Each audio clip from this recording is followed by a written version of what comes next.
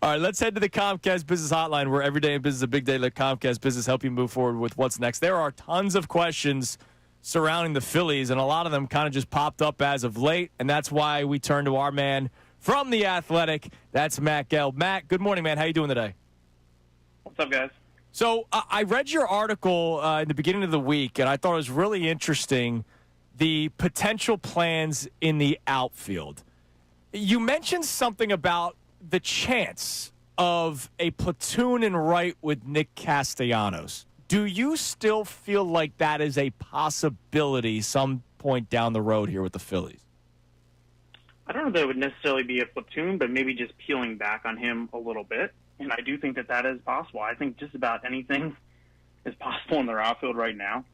They've been pretty cryptic about what they're going to do moving forward, and all Rob Thompson has said publicly is that, after the 6 games they just played, they're going to reevaluate some things. And moving forward, beginning tomorrow when they're in Texas, I fully expect Harrison Bader and Brandon Marsh to be playing more often.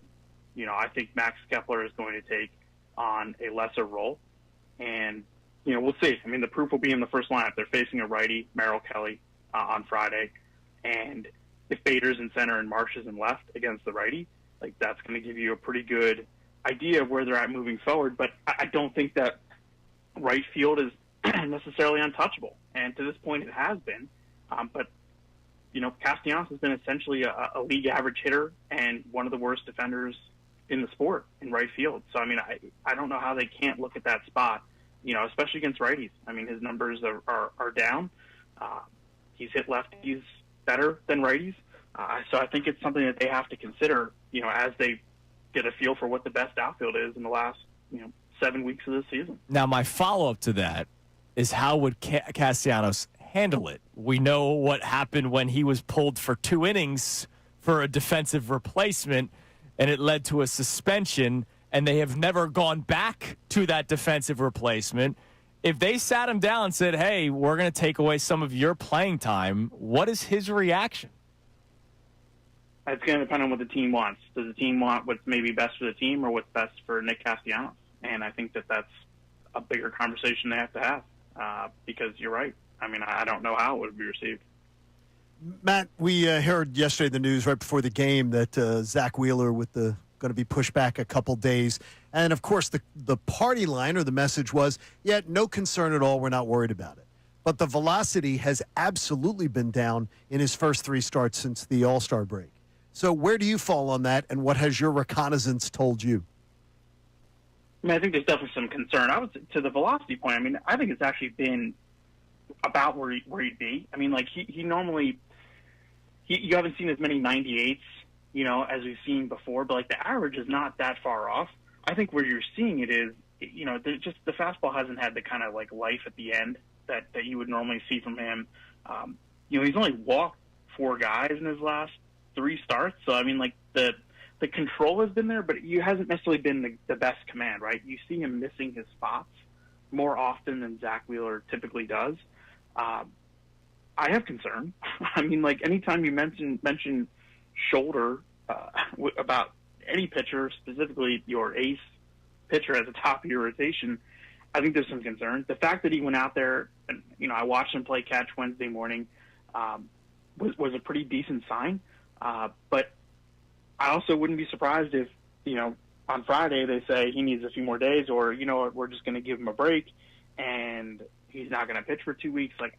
I don't know that that's going to happen, but it also would not surprise me if they say that. So right now he's slated to go Sunday. They could push him back to Monday or Tuesday if they felt like he needed another day or two. I'm not so sure what that would do. If he needs another day or two after pushing him back 2 days, then at this point you're maybe he should just get 2 weeks.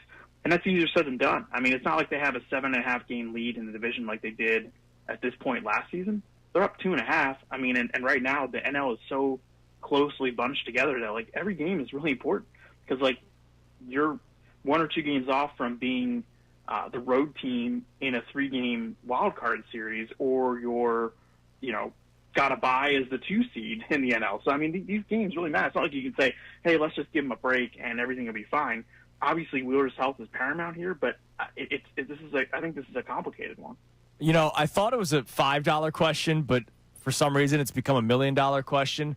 Are we going to see Justin Crawford wearing a Phillies uniform at some point this season, and not just for a September call-up just to make people happy? I think it depends on the next few weeks, like how these outfielders perform. You know, I think the fact that he is sitting there and they've said that he is major league ready, you know, when and if they want to go get him, I think that's a great thing, because it puts an emphasis on production now in the majors. You know, whereas earlier this season they might have been more willing to wait it out and live through some poor production from their outfielders. Now, at this point, they can say, well, you know, we got a guy down there that we want, and if someone doesn't produce here in the majors, we're going to pull that lever. And it could just be that he comes up, you know, in September as a guy who plays a couple times a week, is a pinch running option for you, is a guy, if you need to get a bunt down, he comes up and does it because he's a terrific bunter.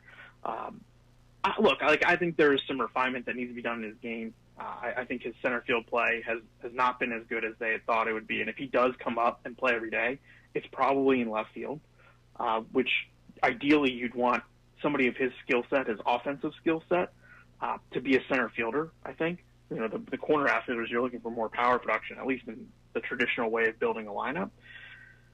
And, yeah, I mean, there are a lot of questions about, like, you know, whether he is actually major league ready, but the way that it is now, like, you're just not going to know until you bring that up. And that's not just with Justin Crawford. That's with any prospect at AAA. So I think the option is there. I don't know that we see him before September 1st, but if somebody gets hurt or if there's a lack of production, I don't think they're afraid to pull that lever.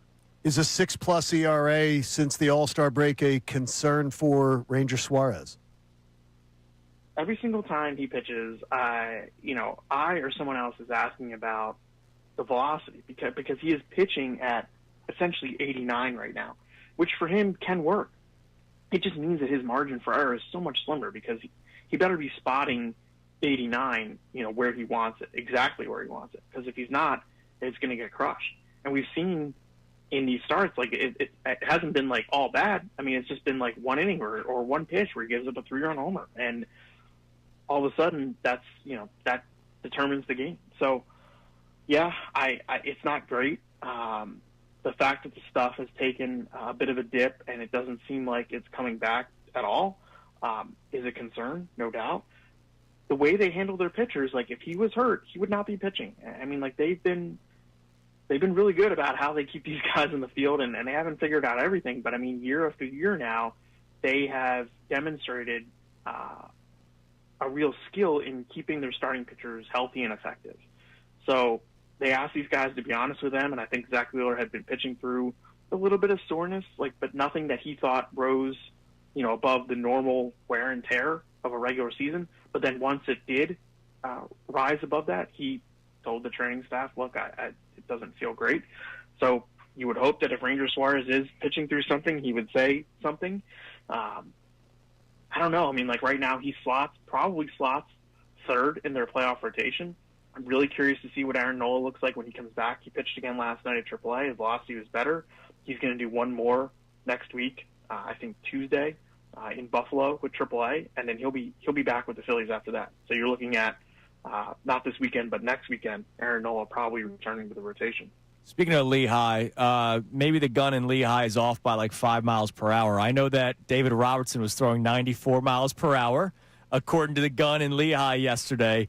My question for you, Matt, do you believe the Phillies missed by not acquiring one more middle reliever at the deadline? Duran, we know, is great. It slots everybody else down. But from the beginning, they made it pretty clear that they were going to rely on David Robertson in this resurgence. I thought that's too big of a gamble for me to have taken, but that's what they believe in. Do you think they should have added one more arm? I don't know. I mean, it depends on what Robertson looks like when he comes back. I mean, I think 94 is a good number for him. I mean, he's sitting like 93, which is where he was last year, and he pitched a career-high 72 innings last year for Texas and pitched well.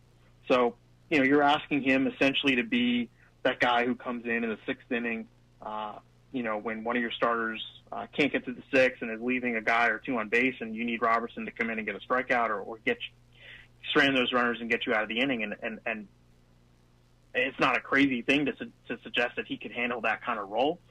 It's not a setup role. It's not a closing role. It's a middle relief role. And I think in his state, that's not a crazy ask. Now, can he get it done? I guess we're going to see. I don't disagree that they could have maybe added a little more in the middle, but when you start thinking about the playoff situation, you're thinking that you're going to move at least one or two starters back there into the bullpen in October, who would probably be filling those middle inning roles.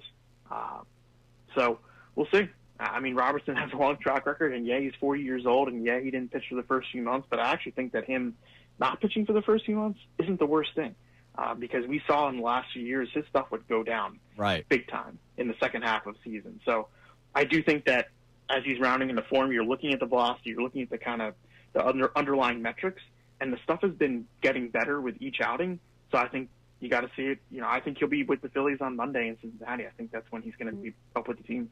Matt, we appreciate Thanks, the time Matt. as always, man. Great work. Great job. We love what you're doing for The Athletic, and we appreciate every chance we get a chance to talk to you. Thanks, man. Thank you, guys. There he is, Matt Gelb on the Comcast Business Hotline. Little concern about Wheeler. I'd say so. Yeah. I'd say there are concerns. And as I keep on saying, give him a couple starts on. But there are concerns. There are concerns.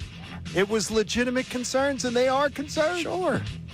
They had legitimate concerns in 2022, and then he was dominant in the playoffs, Johnny. I understand that in 2022, in this case, it's 2025. Yeah. Different concerns. These are and Suarez. Good, baby. I think Suarez's are worse. I'm more concerned about Suarez than Wheeler. The Suarez thing's worse. Yeah, I'm more concerned about Suarez than Wheeler. So am I. Definitely. I mean, because here's the deal: the velocity you bring up. All right, so he's throwing only 95. If Suarez is only throwing 89, that's a problem. like that's not good. But when Wheeler routinely throws 20 pitches of 97 in a start, and in the last 3 starts he's thrown less than 10 at that, that's a velocity issue. I still Just value scale it back a little bit. 95 greater than 89. He might be managing himself. Maybe. Right. That could be him managing himself. All right, I feel worse about Suarez after that call than I do Wheeler. Yeah. Man. That's a hang up the phone piece, right, Connor? Oh, boy. Oh, hang up the phone. Oh, boy. Oh, boy. Yeah, and they did. Coming up next, we have our text messages. We have our key 3. It is Kincade and Salciunas, 97.5 The Fanatic. Hey guys, Andrew Salciunas from Kincade and Salciunas. Thank you for checking out all of our stuff on YouTube. Make sure you click, like, subscribe on everything that you see. And of course, you can see everything from our YouTube feed. Full shows, interviews, when John's being an idiot, which is like 15 times a day. So make sure you check out all of our stuff on YouTube. We appreciate it.